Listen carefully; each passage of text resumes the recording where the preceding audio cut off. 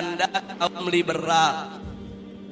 Propagandanya kedengarannya manis, tapi sebetulnya itu propaganda sadis, saudara. Saya kasih contoh.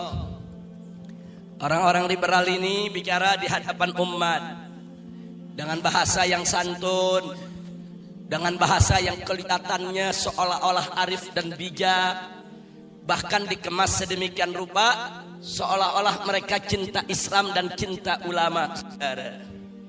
Tapi tujuannya untuk membunuh daripada pemikiran umat Islam yang benar.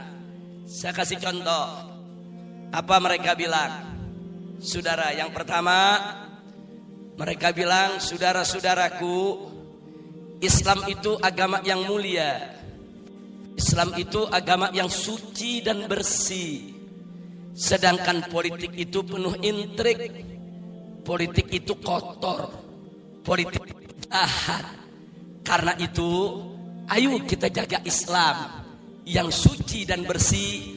Jangan sampai masuk ke kobangan yang kotor, busuk, dan jahat. Luar biasa. Saya mau tanya saudara, kalimatnya saudara kelihatannya benar gak? Kelihatannya benar gak? Kelihatannya muji Islam, saudara. Kelihatannya muji Islam. Saudara-saudara, Islam itu agama suci, agama bersih. Politik itu kotor. Jangan Islam yang bersih dan suci dibawa ke kobangan yang kotor. Nah, ngomong di depan umat yang ngaji jarang, tuh umat ngangguk-ngangguk. Iya ya, bener juga.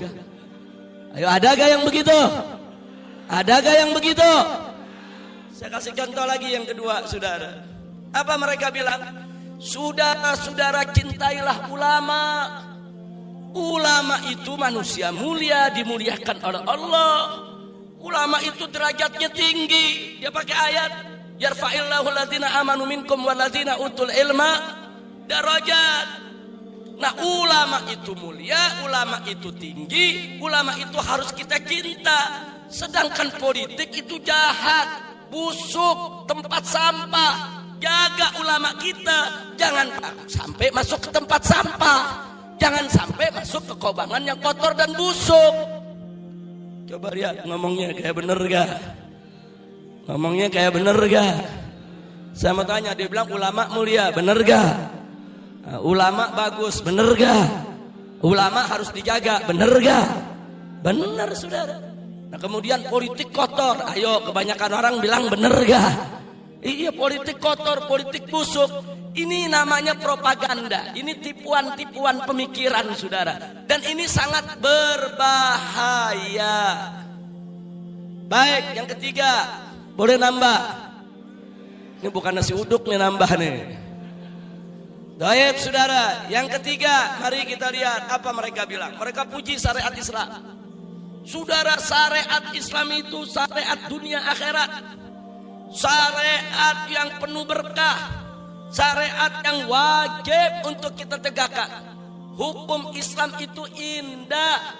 Maka itu dulu di zaman Nabi dan para sahabat, mereka itu adalah umat yang terbaik.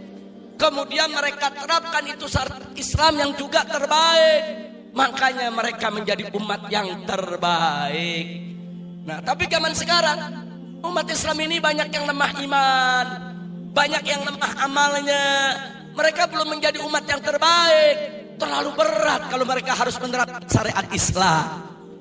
Jadi sekarang kita harus memperbaiki akhlak umat dulu. Kita perbaiki dulu perilakunya. Nanti kalau perilakunya sudah bagus, akhlaknya sudah mulia, sudah seperti zaman sahabat, baru kita perjuangkan penerapan syariat Islam. Ayo, kelihatannya bener gak? Ayo jujur, kelihatannya bener gak? Ini namanya kalimatu haqqin yuradu biha batil. Kalimatnya dikemas seolah-olah itu kalimat hak, kalimat mulia, tapi tujuannya batil. Tujuannya ingin menjauhkan umat daripada perjuangan penerapan syariat Islam, saudara. Luar biasa. Ini jebakan-jebakan pemikiran. Ini tipuan-tipuan pemikiran, saudara. Nah, untuk yang nomor 1 dan nomor 2 tadi, saudara, Begitu juga yang nomor 3, harus bisa kita counter, harus bisa kita jawab, harus bisa kita tanggapi, harus bisa kita berikan penjelasan kepada umat. Mana letak kebobrokan daripada propaganda tadi, saudara? Kalau mereka mengatakan agama Islam itu suci dan bersih, betul. Kalau mereka mengatakan ulama itu sangat mulia, harus dijaga, betul. Tapi kalau mereka mengatakan politik itu kotor, tunggu dulu, saudara. Siapa bilang semua politik itu kotor? Politik itu tergantung siapa yang memainkannya. Kalau politik itu berdiri atas dasar iman dan takwa, kalau politik itu dijalankan hanya untuk mencari ridho Allah, kalau politik itu dikelola dengan aturan syariat yang benar, maka dia akan menjadi politik yang benar, politik yang baik, politik yang bersih, politik yang bermanfaat. Itu yang tadi disampaikan oleh Kiai Khalil Ridwan yang disebut as-siyasatus syar'iyyah, politik syariat. Tapi memang kalau politik itu dikelola dengan hawa nafsu, dikelola dengan syahwat, politik itu dijauhkan daripada ajaran agama, maka dia akan menjadi politik yang kotor, politik yang busuk, politik yang rusak. Politik yang seperti inilah yang boleh dimasuki oleh ulama. Politik yang seperti inilah yang gak boleh dimainkan oleh ulama. Ulama dan umat Islam wajib untuk mengelola politik yang bersih, politik yang baik, politik yang syar'i, politik yang tidak bertentangan dengan aturan syariat Islam. Betul? Betul? Kira-kira jelas tidak? Jelas tidak? Jadi politik ada dua, saudara. Ada politik khair, ada politik su. Ada siasat syar'iyyah, ada politik syariat, ada politik yang nggak ikut syariat. Jadi mesti dipilah. Politik yang mana yang ulama nggak boleh ikut, politik yang mana yang Islam nggak boleh dibawa-bawa, yaitu politik yang kotor, saudara. Nggak boleh bawa-bawa Islam. Seperti sekarang ini, saudara, mereka yang mengaku Islam, yang mendukung orang kafir sebagai pemimpin, mereka bawa-bawa ayat Al-Quran, mereka bawa-bawa hadis. Itu yang disebut mempolitisasi agama, saudara.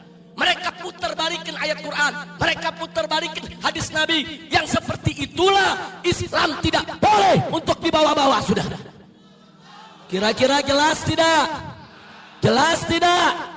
Jadi Islam yang suci, Islam yang bersih, justru, saudara, harus hadir di tengah-tengah politik, supaya politik itu bersih, supaya politik itu suci, supaya politik itu tidak bertentangan dengan syariat.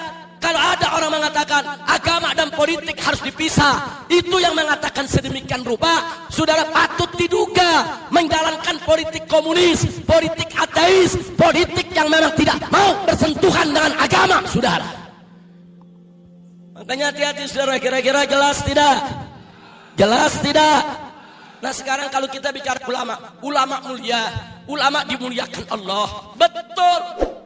Betul, saudara. Ulama-ulama khair, ulama-ulama yang istiqomah, mereka dimuliakan Allah dan wajib untuk kita cintai serta kita ikuti, saudara. Oh, tapi kan politik kotor. Bagaimana kalau ulama terjun ke sana?